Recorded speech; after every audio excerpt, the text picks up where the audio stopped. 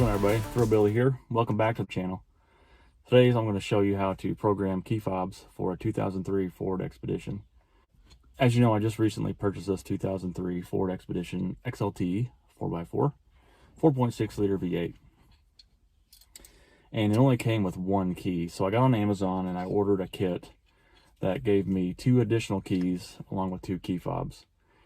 And I actually had to take these keys to a local locksmith, have them cut them for me, as well as program them. So you'll need to have the original key in the vehicle at locksmith in order to get that done. I took care of that today. So what's left is to program the key fobs. What we need to do is make sure the truck is unlocked, put your key in the ignition, and rotate the key 8 times from the off to the on position. Not start, but just the position right before start. You're gonna do that 8 times. When you get to the 8th time, you'll hear the dashboard chime go off, and you'll also hear the door locks lock and unlock really quickly. Once that happens, you can pick up your key fob one at a time, pick up a key fob, hit the button, and that will sync it with the vehicle. In order for it to accept the sync, you actually have to turn the vehicle off after that point. Then it becomes ready to use. And that will get you both of your key fobs, or however many you have, to be synced with your vehicle. Let's get started. All right, so this is super simple. Just take your key, stick it in the ignition, rotate it 8 times until you hear the chime.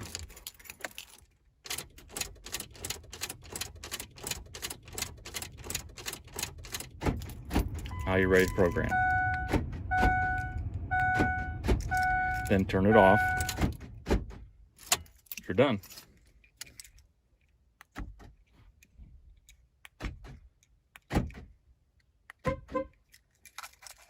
That's all there is to it.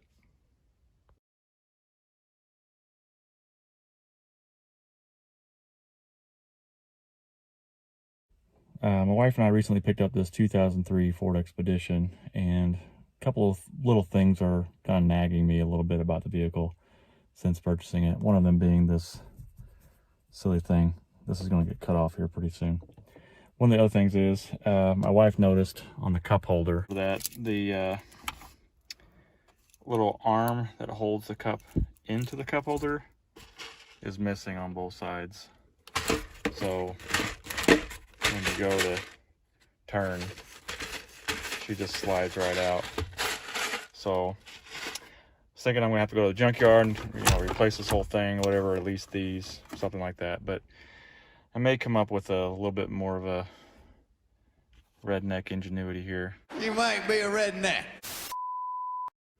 I've got a couple of these hair tie things and some self tappers. So I think what I'm going to try to do is loop one end around there and stretch it to this end, so that all you got to do is just kind of loop it into the hair tie, and the hair tie will just kind of keep it on there. So I don't know if I'm going to have to cut these down. I don't know if they'll stretch that far. Maybe they will, but let's try it out. All right, so these just slide in and out of this little hole up there, so I'm just gonna pull that out.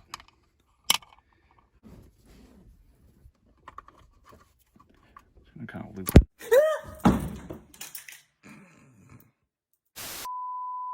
Woo! Shot that right out there. That's not gonna work.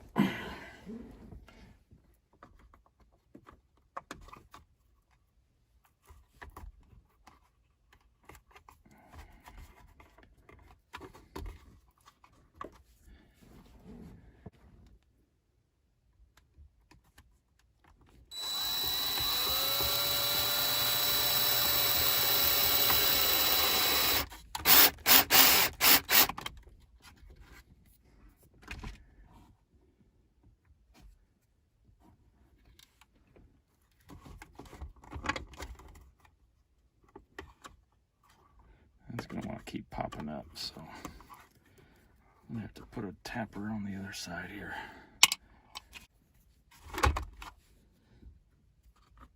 This is gonna be a weird angle.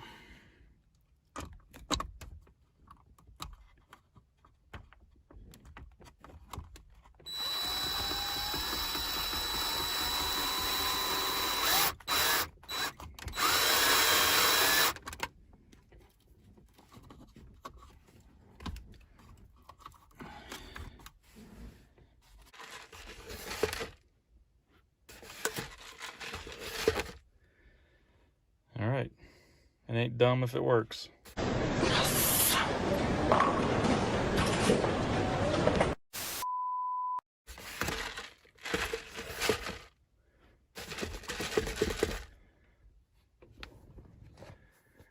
That's what we call a result, fellas. Now, can I close it without this hitting the screw head here? No.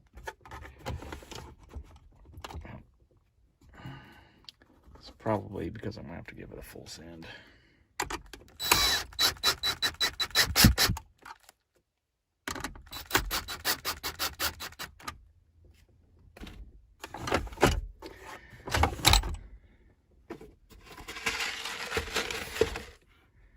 And of course, if that ever breaks, then I can just replace it.